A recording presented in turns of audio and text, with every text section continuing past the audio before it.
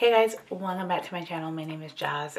Today I am going to be going over my last empties of 2025. So I'm going to show what I recently just picked up as my first beauty purchase of 2026. And we also have some declutters.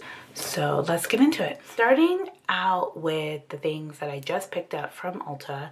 Completely influenced by the Glow Scout, I picked up the Natrium. This is the Urea 5% body serum. I'm looking for something that helps me retain as much moisture in my skin as possible, especially living here in dry Colorado. I'm always looking for the best like lotions, serums, and stuff like that, and I think this is going to be a great addition. Try to get through the winter here in Colorado, so I'm excited to try this out. She said that she loved it. She loved the consistency and how it made her skin feel. I trust her because if you've seen her skin, you would understand. Which brings me to the next thing I got. This is the Peach and Lilly MiniProtein Exosome Bioactive Ampoule. This is kind of like your all-in-one serum that just does it all. And I think it's going to be so nice. And I've seen her put it on her skin and the glow that she had from this product, just out of this world. And I love a glowy serum. Also, I think it's going to work really great with my active. Now getting into my empties, I am not going in any order today. I'm just going to pull and talk. So first is the Lemon Greens by Lemme. These were actually really good. I enjoyed these. I have not picked them up again, but I found them to be really, really sweet, almost like candy. So if that is a deterrent for you, I would not pick these up. But I did feel good with these. They do have a probiotic in there. I know probiotics are not always the best. I think they say you should get more prebiotics versus probiotics, but overall, I didn't feel too bloated with this. I didn't feel too many tummy issues. It sat well with me, and it was a way for me to just kind of catch myself. I work really long days, and sometimes I forget to eat more nutritious meals. This was a great way for me just to make sure I'm getting some nutrients that I typically would not get. Next is, this is Fenty Skin. This is the Butter Drop. This is in the shade Caramel, I believe. Oh yeah, this is in Salted Caramel. This was good. I really love the formula, but I did feel like the scent, it smells really good on initial application. On initial application, it smelled amazing. It smelled exactly like Salted Caramel, but as it dried down, I felt like it kind of had, I don't know, like it had a waxy, more just artificial smell to it. And I know that like there's probably artificial fragrance probably in this a little bit. To me, the scent didn't wear as well as I would have liked it to wear, but I felt like the formulation of the Butter Drop itself was really nice. I felt really moisturized, and it didn't feel too greasy, and I felt like it dried down perfectly. So I don't know if I would pick this up again. I don't think it's something that like impressed me enough to be like, yes, add it to my collection, but it was like just a nice little treat. And now that fall is over, I'm okay with letting this go until probably next year. But again, I didn't like the way the scent wore throughout the day. So, a surprise here, we have a finished Jet Lag. This is their Deep Hydration Serum. I love this serum. This is probably my third bottle of this. I already have another one ready to go. It is kind of my basic serum. It's like the one that like no matter what I'm doing, actives or not actives or just basic cleanses, this is the serum that just makes my skin feel good. It's like, it's just my back to basics. Like anytime I have a flare up or anything like that, I just go back to this. It's the Peach and Lilly. This is their Copper Peptide Pro Firming Serum. I really enjoyed this, especially I felt like this last year I really got into peptides and the importance of having peptides in my skin routine, and I like this one. I will say I think I prefer the Rhode Peptide Serum to this one, but I also really like this one. It is more expensive, I think, than the Rhode. However, I like Peach and Lilly because I have been using them for a very long time. They are also supporters of mine, which I really appreciate the Peach and Lilly team anytime they send me anything. But I find that Peach and Lilly, I just feel like there's more, not to say Rhode doesn't have this either, but I just feel the love and the intentionality behind Peach and Lilly and the science. I feel like they take the time to really educate their audience. Rhode is just more of like basic skincare.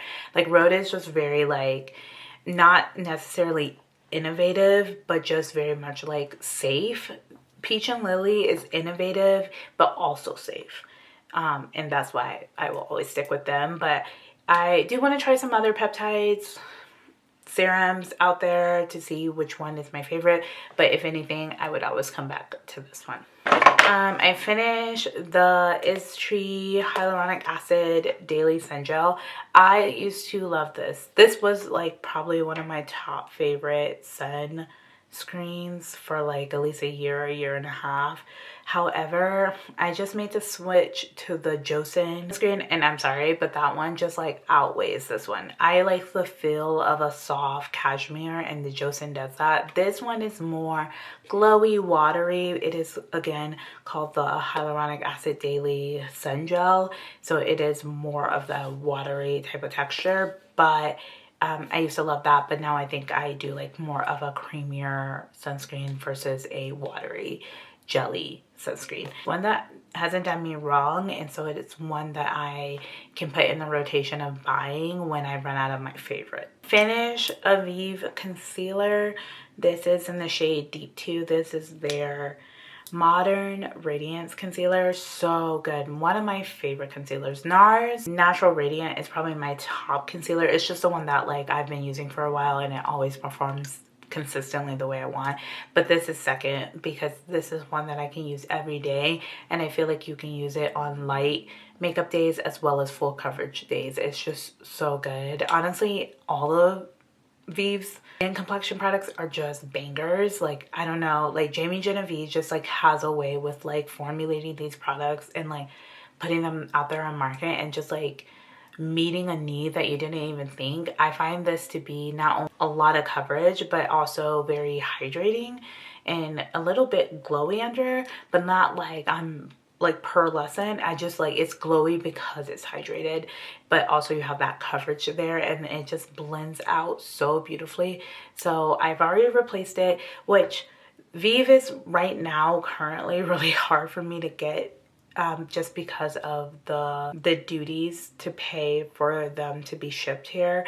So I probably won't be buying as much Vieve as frequently as I used to, but I did do like one like big order and like stock up on all my favorites like Skin Nova, this concealer, and any like mascara, anything like that I stocked up on. But yeah, Vieve is just until they, I hope one day they come into Sephora US, but until then I love it. I have a replacement and I'm so happy I do, because truly the best, and also lasted a really long time.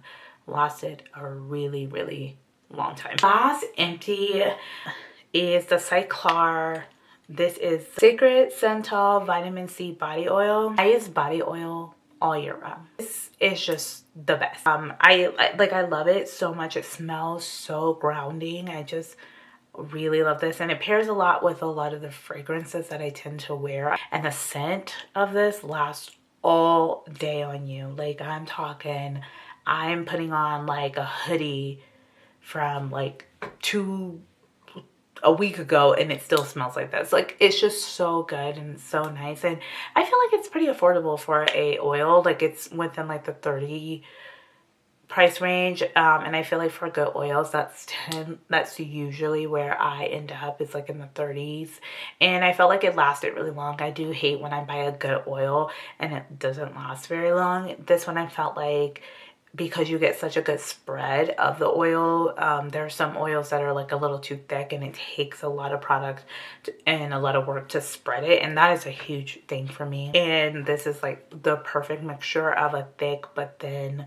enough oil, and I really enjoy it. And I already have a backup of this. I'm just using up my salt to air body oil, which is another one that I love. Now let's get into the declutters. I do try to use up things as much as possible, especially if I bought it. However, I also don't believe in suffering. I don't believe in putting myself through suffering. If I can prevent it, I will.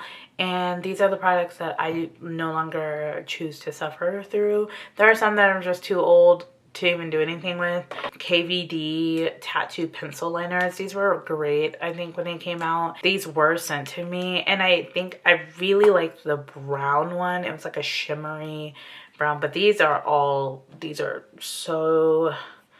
dried up. They do not work. And I mean, like, they're dried up all the way to the rooted to the tuta. Yeah, there's nothing there. Like, there's nothing I can do. So they're so dried up. If they were still working, I would be happy to keep using them. But I do find it interesting that they're dried up, because I did have the caps on these, and in my experience, I have some eyeliners that are like this, and I've had them for years and they have not dried up this way. I find it very interesting that this formulation dried up the way it did. And I mean, like, all the way down, which tells me that this component may not have been the most airtight component, even with the lid on. So that's unfortunate that they did dry up, but they were good for the moment. But they're not something I'm looking to rebuy. Like, in all honesty, I don't really use eyeliner like that. I don't really do like intricate line work in my makeup looks. That's just never been my style. So it's okay that they dried up. I was never gonna get to them. Is the Dose of Wisdom eye cream by Philosophy, and I am getting rid of this because I was using this eye cream, and I like to use eye cream because my eyes are very dry underneath if I don't put any kind of moisture or eye cream on there. And I like to do that so that my concealer sits better in my under eye. Also with powder, it sits better. And when I would use this, I was wondering why my NARS, my Naturally Radiant NARS that I stick with, that I've been sticking with, was peeling. And I realized it was this product because one day I wore the eye cream just by itself, no makeup on top, and I was peeling. And I was like, wait, why am I peeling? I like literally have nothing on but eye cream. Well, it was the eye cream. And so I'm getting rid of this because it's trash. In my opinion, it's just awful. It peels. It's not meant for my skin. I don't know why it did it, but it peels, and I don't like that. And so I got rid of it. Next is this. I mean, you can tell that I've like used it up quite a bit, but I'm just over it. I really am. This is the Sephora Micellar Cleansing Milk.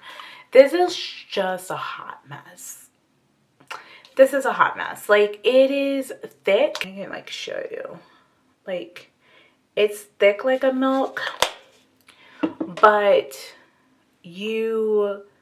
applying it to a cotton pad is not good. It feels really nice. It's like a milky toner, but it's a cleanser. And I'm not sure how to use it. I think because it says micellar water, I assume that you need to be putting it on a cloth pad. But as I'm like applying it, is it like a cleansing oil? Do I need to apply it to my face directly and then rub it? And that's too much for me. Like, if I think about doing it that way, it was a good, like, once I had it on my skin, it was a good remover of makeup. It wasn't the best, like, it wasn't like that good, but it did remove makeup reasonably.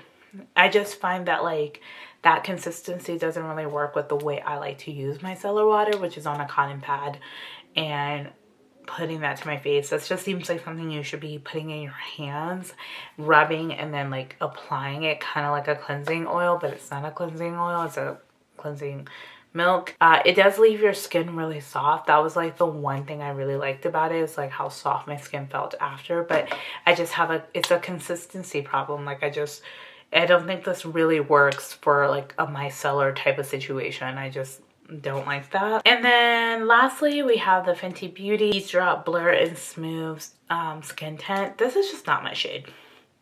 I don't know who I thought I was, or like, that's not me.